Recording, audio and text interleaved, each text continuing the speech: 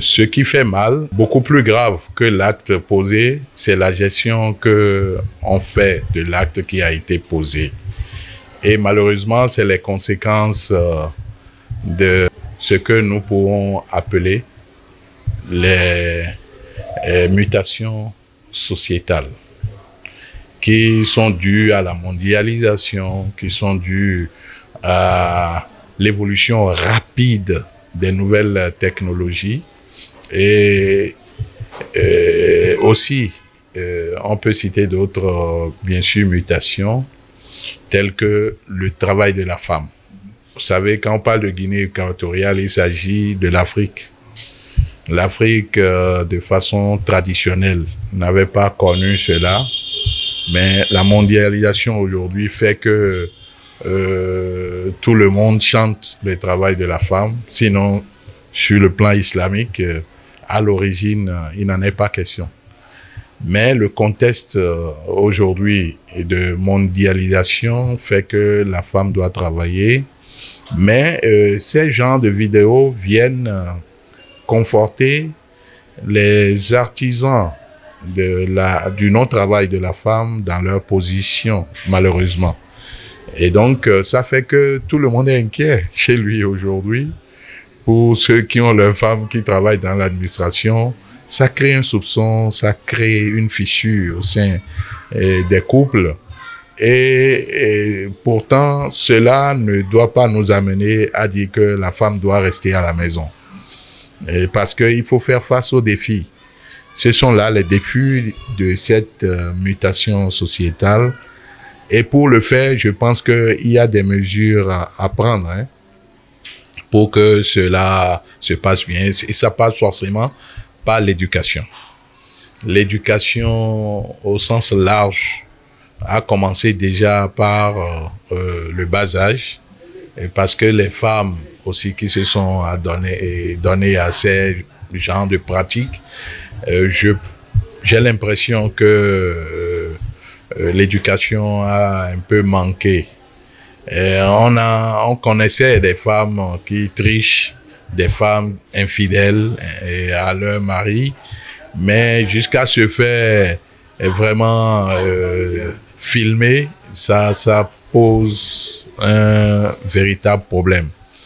Et aujourd'hui, je crois que c'est toute la société qui est interpellée, et il faut que chacun de nous puisse contribuer pour pouvoir changer la donne. Et pour ce faire, je pense que dans nos centres éducatifs, et en passant par les mosquées, les églises, et je crois que il faut se dire, c'est vrai, que la femme peut travailler, mais il faudrait que la femme ait de retenue et la femme ait beaucoup plus de maîtrise, parce que les hommes, quoi qu'on dise, sont des agressifs. Mais c'est à la femme de se contenir, de se maîtriser. Et je ne voudrais pas parler des femmes qui, elles-mêmes, sont celles qui courtisent. Non. Mais je veux parler des femmes courtisées. Et je crois que on doit pouvoir redoubler d'efforts dans ces milieux. Aussi, c'est qu'il faut créer des espaces d'échange, hein, pour pouvoir sensibiliser les associations de femmes, les structures qui sont chargées de l'éducation des femmes doivent pouvoir vraiment travailler. Et aussi, je crois que dans nos bureaux, il faut éviter une sorte d'opacité, parce que quand vous rentrez dans certains bureaux, c'est profond, c'est exigu, et il y a un mélange. Parfois, c'est un seul homme, une seule femme qui se côtoient tous les matins, et comme on le dit, la fréquentation peut provoquer aussi de contacts. Et donc, et à côté de cela, il faudrait aussi qu'on crée des centres d'écoute de ces femmes. Et parce que je n'arrive pas à comprendre une femme qui est entretenue normalement au sein du foyer, qui s'adonne à ces gens. Ça veut dire qu'il y a un problème psychologique qu'il faut chercher à régler, un problème social également qu'il faut régler, parce que la femme qui travaille, c'est elle qui nourrit peut-être le foyer, et qu'à la fin du mois, elle se retrouve avec rien du tout. Elle commence par réfléchir comment arrondir les angles, et donc voilà, le dégât est là. Et je crois que il faut prêter beaucoup d'écoute à ces femmes. Je ne le dis pas pour dire qu'elles sont des êtres forcément faibles, mais malheureusement, au milieu de ces 400 femmes, il n'y avait qu'un seul homme qui manipule tout l'ensemble, et des femmes pas des moindres, qui ont peut-être aussi des moyens sur le plan matériel, mais qui se sont adonnés à cela. Ça veut dire qu'il y a un problème vraiment psychologique à régler. Donc les psychologues doivent aller au travail, les spirituels doivent aller aussi au travail, parce que on pense que c'est loin de nous, mais peut-être que c'est déjà à notre sein également.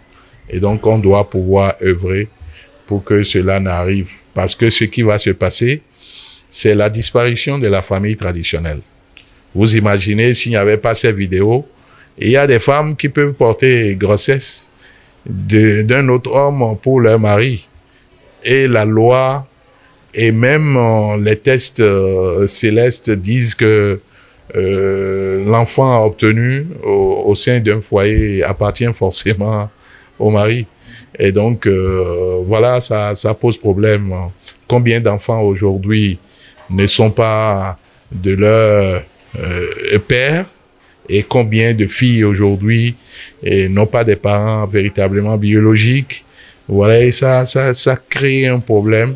Donc, nous avons, tout en relevant ces défis, à chercher à trouver une symbiose entre la tradition africaine à laquelle nous sommes abonnés, et également à la modernisation et à la religion, afin que vraiment on puisse vivre en paix, parce que ça pose un problème d'insécurité au sein de tous les foyers.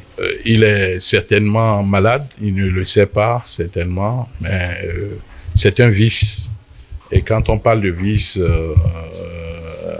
c'est déjà la maladie qui est là. Et je me suis posé la question, est-ce que c'est vraiment réel? Mais avec les vidéos, on se dit vraiment, d'abord, sa disponibilité, c'est comme s'il n'avait plus rien d'autre à faire. Et pourtant, c'est un cadre. On se demandait comment il arrivait à concilier entre ses activités, ses ébats et également le service de la nation. Et donc, cela pose vraiment, comme je le disais, un problème auquel nous devons nous lever. Prévenir vaut mieux que guérir. Aujourd'hui, la Guinée équatoriale est en train de certainement chercher à soigner ses plaies, mais il vaut mieux que nous, à notre niveau, qu'on cherche à prévenir cela pour que la plaie n'arrive même pas du tout. Pour refléter au mieux notre engagement envers les communautés au Bénin, en Afrique et dans le monde, votre plateforme média Reporter Bénin Monde embrasse une plus large vision et devient Reporter Média Monde. Nous sommes le trait d'union entre les communautés et les gouvernants. Suivez-nous via notre site www.reportermediamonde.com et en vous abonnant à nos différentes pages sur les réseaux sociaux. Reporter Média Monde. Nous faisons de votre information l'actualité du moment.